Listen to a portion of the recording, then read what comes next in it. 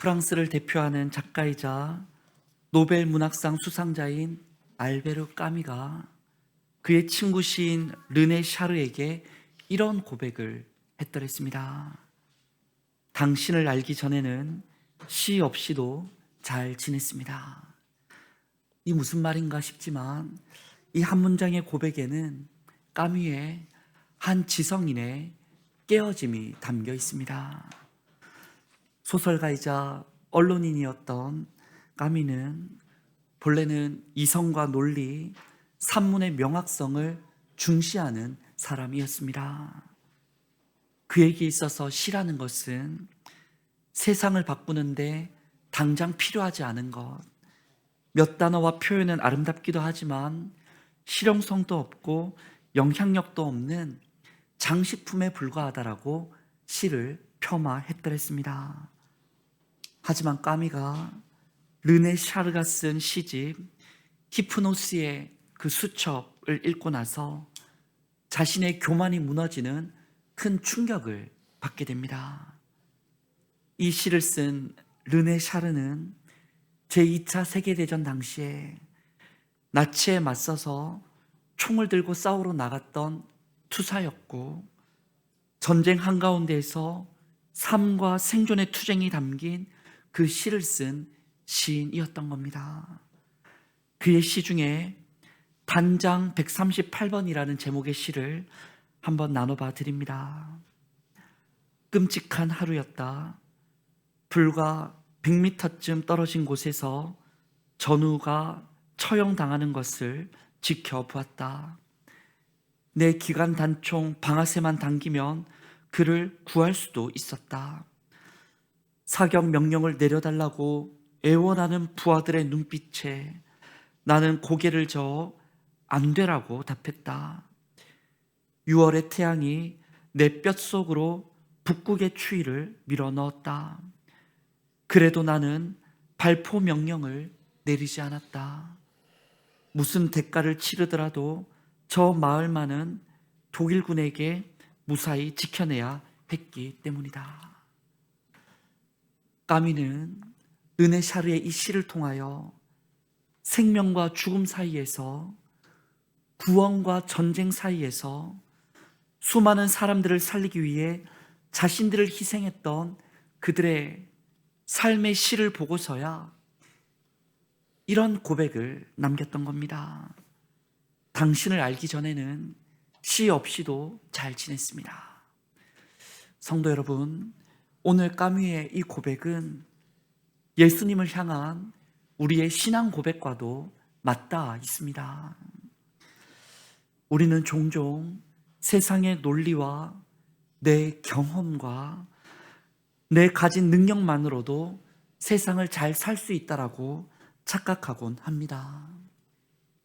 십자가 은혜 없이도, 간절한 기도 없이도 잘 살고 있다라고 생각합니다. 어떤 때에는 주일 예배를, 신앙생활을 장식품처럼 그저 내 삶의 여러 가지 가운데 하나의 장식품처럼 내 삶에 매달아 놓곤 하기도 합니다. 그러나 까미가 르네 샤르를 만났듯이 우리가 예수님을 만나게 되면 나를 위해 피를 흘리신 그 예수님을, 또 우리를 살리시는 걸 보여주려 부활하신 그 주님을 진짜로 만나게 되면 우리의 고백은 완전히 달라질 수밖에 없습니다. 이런 고백이 나오지 않을까요? 우리 나의 고백이라 생각하고 우리 이 고백을 함께 낭독해 봅니다. 주님, 당신을 제대로 알기 전에는 복음 없이도 기도 없이도 잘 지내는 줄 알았습니다. 그러나 살아계신 주님을 만나고 보니 주님의 은혜는 내 삶의 장식품이 아니라 나를 살리시는 생명이자 세상을 이길 유일한 능력입니다. 아멘. 여러분, 참 그렇습니다. 주님을 만나면, 부활하신 주님을 만나면 우리의 고백이 달라지게 되는 줄 믿습니다. 오늘 본문 세 곳은 부활하신 예수님을 제자들이 만났을 때 그들의 마음이 표현된 구절들입니다. 여러분, 만약 제자들 입장되어 부활하신 주님을 직접 만난다면 어떤 마음이 들고 어떤 고백을 하고 싶으십니까?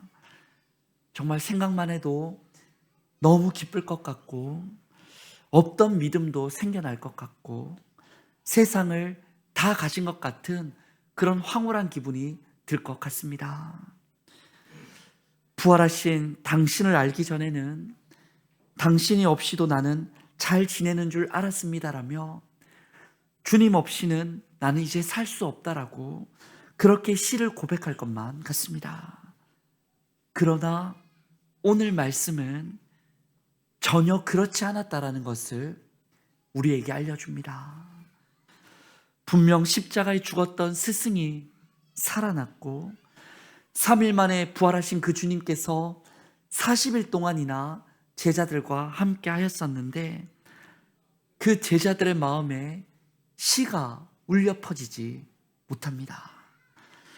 오히려 각자 딴 생각을 다 가지고 있는데 그 마음이 어떤 마음이었는지, 그렇게 못난 제자들에게 주께서는 어떤 은혜를 베풀어 주시는지 오늘 부활절 두 번째 주일 함께 나눠보기를 원합니다. 첫째로, 옛적으로 돌아가는 제자들이 있었습니다. 본문 중에 요한복음 21장 3절의 말씀을 우리 함께 낭독해 보기 원합니다. 시몬 베드로가 나는 물고기 잡으러 가노라 하니 그들이 우리도 함께 가겠다 하고 나가서 배에 올랐으나 그날 밤에 아무것도 잡지 못하였더니. 아멘. 아멘. 분명 베드로와 제자들은 방금 낭독한 3절 이전에 부활하신 예수님을 만났습니다.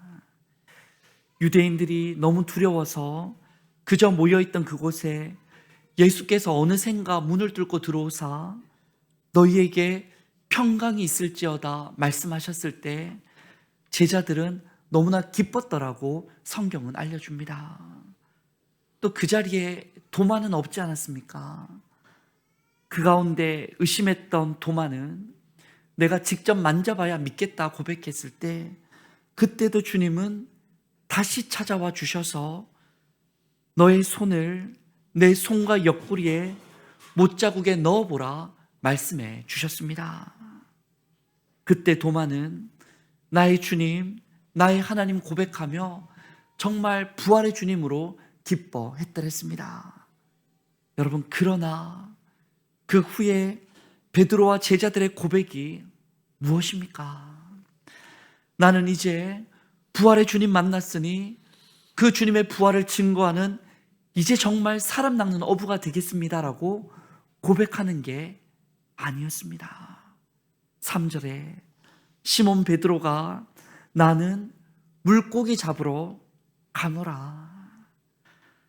그때 그 자리에 함께하던 도마, 나다나엘, 야고보와 요한까지 뭐라고 대답합니까?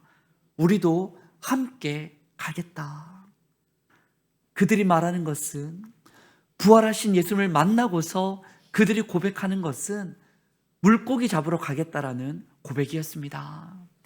이는 단순히 어부로서 삶의 자리로서 가겠다는 게 아니었어요.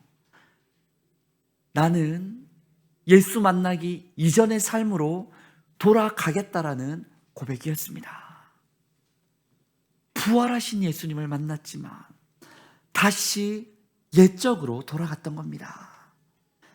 다시 옛사람으로, 다시 옛 정체성으로, 옛 습관으로, 옛 모습으로 돌아가 버리는 제자입니다.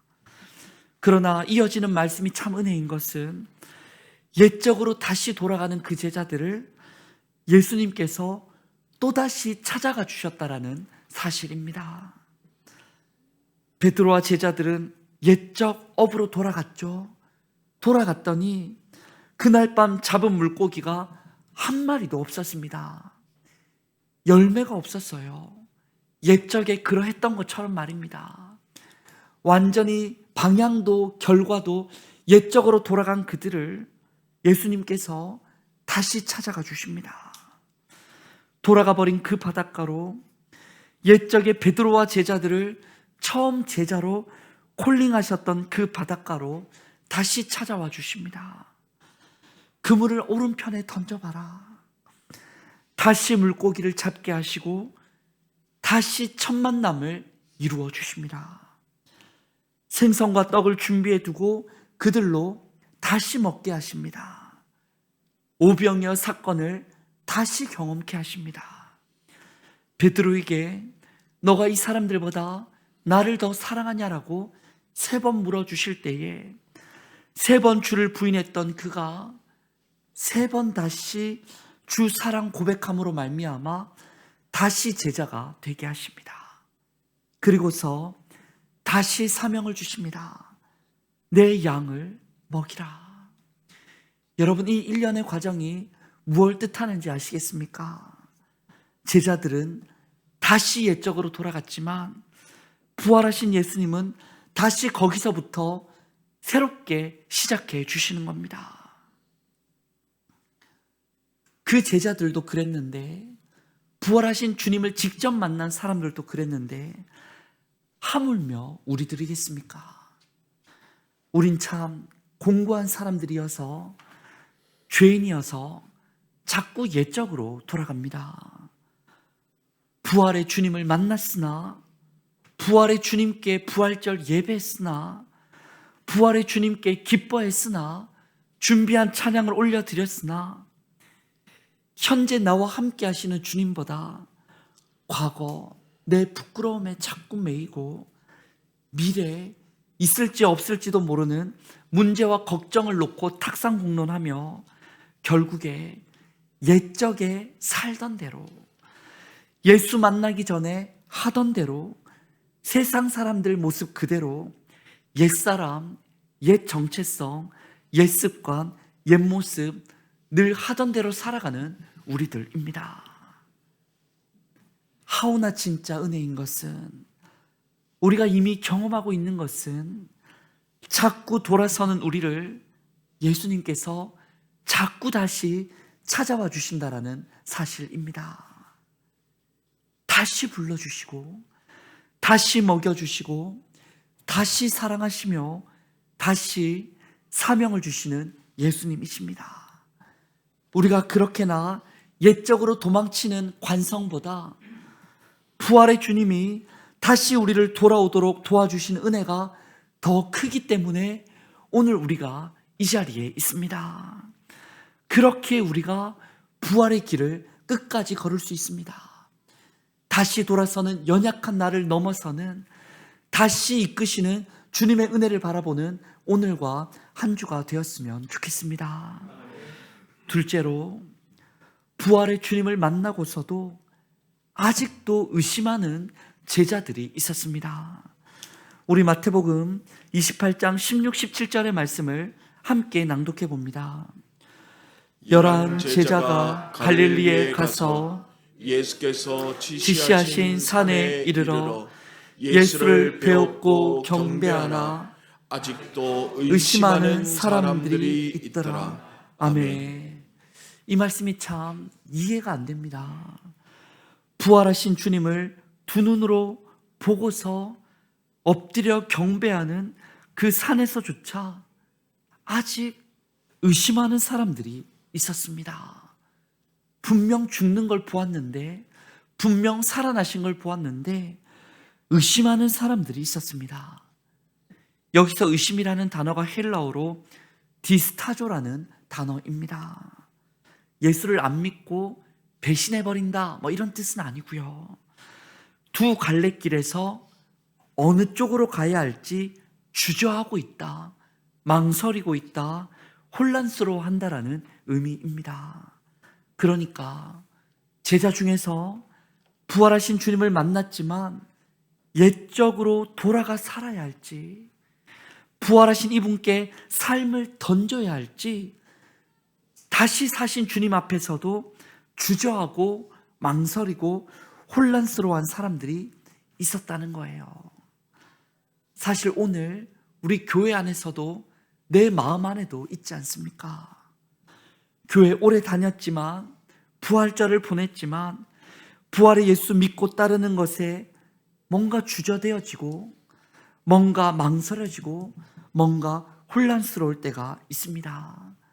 특히나 우리 교회는 최근 비전 112를 날마다 주님과 동행을, 비전 222를 날마다 이웃을 살리기를, 비전 333을 날마다 나를 비우기를 결단했지만, 주님 안에 이런 성경적 비전을 품는다 하지만 주저되어지고 망설여지고 혼란스러울 때가 있습니다. 바로 제자들의 마음이 그러할 때 주님 주시는 말씀이 마태복음 28장 18절부터 20절의 말씀이에요. 이렇게 갈팡질팡하는데 주님은 이런 말씀을 주십니다. 이 역시 우리 함께 낭독해 보면 좋겠습니다.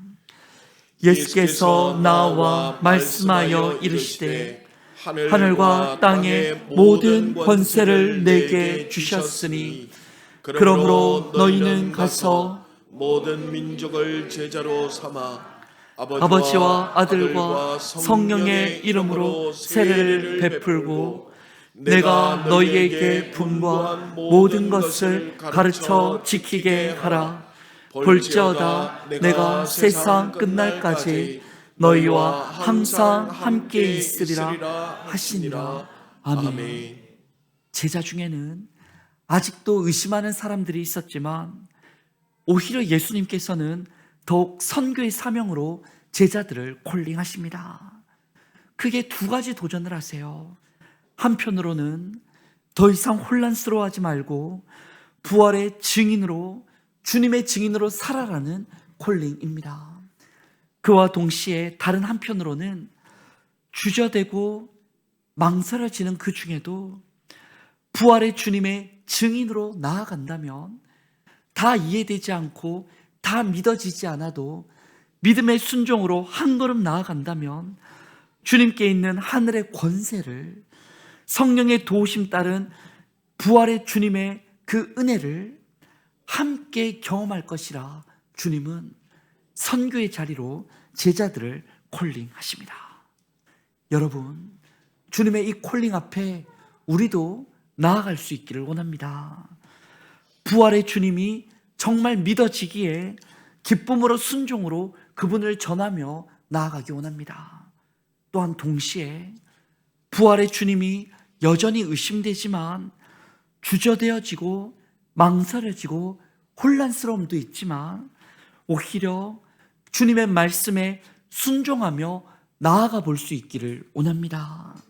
바로 거기서 의심에 아직도 주저하는 우리의 그 걸음에서 진정 함께 하시는 부활의 주님을, 권능의 주님을 만나게 될 줄 믿습니다.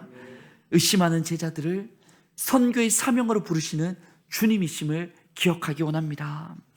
셋째로, 부활의 주님을 만나고서도 이 땅의 나라와 영광을 구하는 못난 제자들이 있었습니다. 우리 세 번째 본문 사도행전 1장 6절의 말씀을 낭독해 보겠습니다. 그들이 모였을 때에 예수께 여쭈어 이르되 주께서 이스라엘 나라를 회복하심이 이때이니까 하니. 아멘. 이 장면은 부활하신 예수님께서 감람산에서 승천하시기 직전의 장면입니다. 이 땅에서 주님과 눈과 눈으로, 얼굴과 얼굴로 마주하는 마지막 순간입니다. 그때 제자들이 예수님께 물었던 것이 무엇입니까? 주께서 이스라엘 나라를 회복하심이 이때니까? 주께서 우리 히브리 민족을 로마로부터 독립시켜 주시는 것이 이때니까? 그들은 물었습니다. 지금까지 예수님은 성육신 하시고 공생애를 사시고 십자가 지시고 부활하셔서 이를 통하여 전하고자 하는 메시지는, 주님의 메시지는 단 한 가지였습니다. 때가 됐다. 회개하라. 하나님 나라가 가까이 왔다.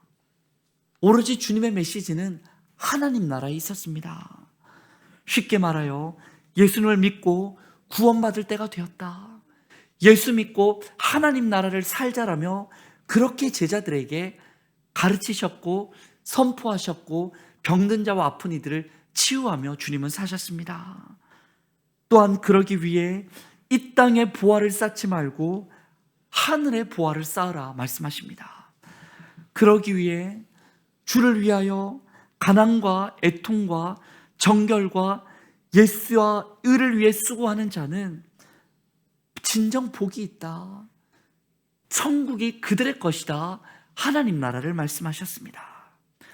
그러기 위해 지극히 작은 자에게 한 것이 예수님께 한 것이고 예수님께 하는 것은 하늘의 상급을 잃어버리지 않을 거라 주님은 말씀하셨습니다. 주님께서 거듭 말씀하시는 건 이 땅에서 잘 먹고 잘 사는 게 아니었어요. 천국을 바라보라. 하나님 나라를 바라보라. 죄와 사망과 세상과 이 땅에 갇혀있는 좁은 감옥에서 문을 열고 나와 의와 생명과 하나님 나라와 영혼으로 자유하며 살아가자라고 주님 말씀하셨는데, 그래서 그렇게 사역하신 거고, 그래서 그렇게 죽으셨고, 그래서 그렇게 살아나셨건만 제자들이 다시 물었던 것은 이 땅의 것을 묻고 있었던 겁니다. 이 나라가 해방될 수 있겠습니까? 우리가 좀 더 먹고 살만해지겠습니까? 혁명이 일어나면 우리가 한 자리를 차지할 수 있겠습니까? 이 땅에서의 것을 다시 한번 묻고 있는 제자들입니다. 그 좁디 좁은 감옥 안에서 거길 나오라 말씀하시는데 이 안에서 내 죄수복이 바뀔 수 있겠습니까? 이 안에서 내게 특식이 들어올 수 있겠습니까? 이 안에서 면회가 한 번 더 일어날 수 있겠습니까? 좁디 좁은 감옥 안에 더 잘 사는 법을 한 번 더 예수께 묻는 제자들입니다. 그렇게 여전히 매여 있는 제자들에게 부활의 주님께서 하신 말씀은 무엇입니까? 우리 사도행전 1장 7절 8절의 말씀 함께 낭독해 봅니다. 이르시되 때와 시기는 아버지께서 자기의 권한에 두셨으니 너희가 알 바 아니요 오직 성령이 너희에게 임하시면 너희가 권능을 받고 예루살렘과 온 유대와 사마리아와 땅끝까지 이르러 내 증인이 되리라 하시니라. 아멘.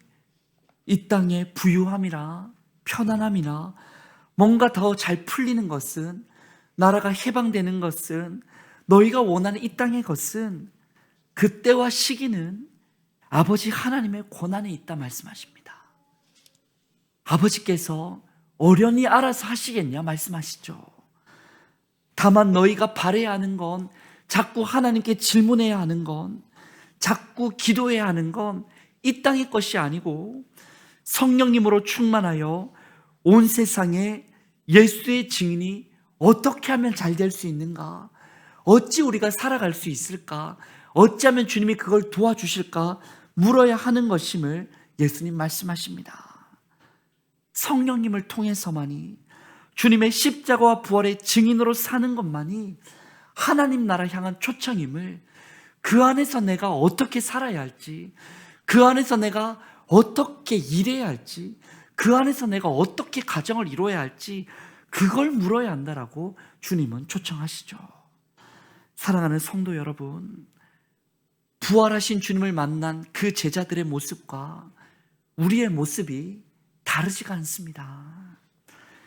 옛 생활로 돌아갔던 제자들, 여전히 의심했던 제자들, 세속적 욕망이 아직까지도 우선순위 앞에 있는 제자들, 그들은 바로 오늘 이 시대를 살아가는 우리들의 자화상입니다. 그러나 진실로 은혜인 것은, 주님께 감사한 것은 예수님께서 그런 우리들을 지금도 오늘 말씀을 통해서 찾아오사 도와주신다라는 사실입니다. 어떻게 도와주십니까? 옛적 삶으로 돌아가 빈 그물에 지쳐있는 우리에게 다시 다가와 먹여주시고 다시 첫사랑을 주시고 다시 우리를 붙들어 회복시켜 주십니다. 여전히 흔들리고 의심하는 우리에게 다가와 세상을 살리는 거룩한 사명을 다시 일깨워 주십니다. 땅만 보고 살아가는 우리의 눈을 열어 고개를 들게 하시고 하나님 아버지의 비전을, 다시 하나님 나라를, 큰 그림을 보게 하십니다. 이 은혜를, 이 하나님의 도움을, 이 주님의 열심을 깨닫게 되는 우리는 고백할 수밖에 없는 겁니다. 어떤 고백을 할 수 있겠습니까? 우리 함께 고백해 보기 원합니다. 시작. 당신을 알기 전에는 당신 없이도 잘 지냈습니다. 주님을 알기 전에는 주님 없이도 잘 지냈습니다. 여러분, 그렇습니다. 이제는 부활의 주님 없이는 살 수 없습니다. 부활의 주님의 은혜 없이는 살 수 없습니다. 고백하는 우리 모두가 되었으면 좋겠습니다. 옛 습관과 내 과거로 돌아가겠다가 아니라, 의심과 내 생각대로만 하겠다는 게 아니라, 내 무지와 내가 원하는 대로가 아니라 주님의 온전한 사랑, 주님의 사명, 주님의 비전으로 나아가는 부활절 두 번째 주간이 될 수 있기 원합니다. 주님께서 우리를 도와주실 줄 믿습니다. 함께 기도하겠습니다. 기도할 때에 부활의 주님, 예수관으로 돌아가는 연약함을 용서해 주시고 찾아와 주시고 위로해 주시는 부활의 주님 사랑 안에서 신앙의 첫사랑을 회복하게 하옵소서. 때론 흔들리고 내 생각에 사로잡혀 의심할지라도 세상 끝까지 함께 하시는 부활의 주님을 믿고서 가정과 일터, 교회의 주의 사명을 묵묵히 감당하게 하소서.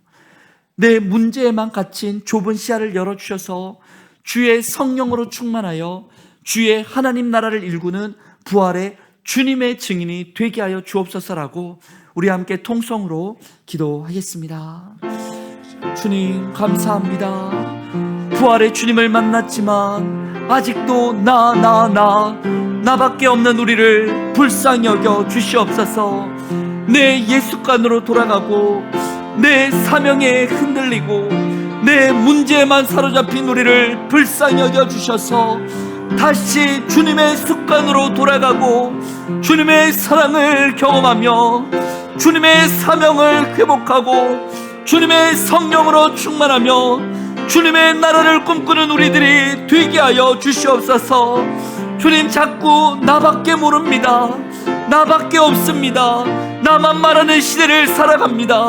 하오나 우리는 부활의 주님, 당신을 알게 되었더니 주님을 시로 고백하고 주님을 예배하고 주님을 한 번 더 생각하고 주님께 기도하고 주님을 의지하고 주님과 살아가고 주님의 비전을 품고 주님의 교회를 사랑하고 주님과 함께 목숨 거는 주님의 제자가 되게 하여 주시옵소서.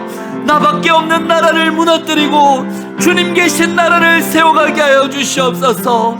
부활의 주님, 우리를 도와주시옵소서. 우리로 어찌할 수 없사오니 주님 패러다임이 바뀌게 하사 주님만 고백하는 믿음의 사람 되게 하여 주시옵소서.